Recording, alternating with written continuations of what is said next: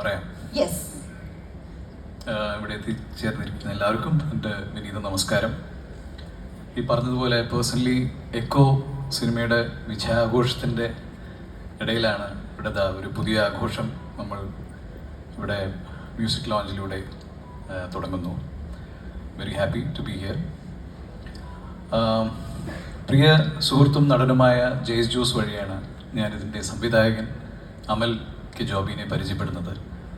അവരുടെ ഇതിൻ്റെ previous film ഗുമസ്തനിൽ ഞാനൊരു ഗസ്റ്റ് റോൾ ചെയ്തിട്ടുണ്ടായിരുന്നു.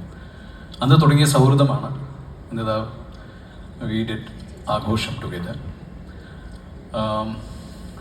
ഇതിൻ്റെ ഒരു ബാക്ക് ബോൺ പ്രത്യേകിച്ച് എടുത്ത് പറയേണ്ടത് ലിസി ചേച്ചിയാണ്.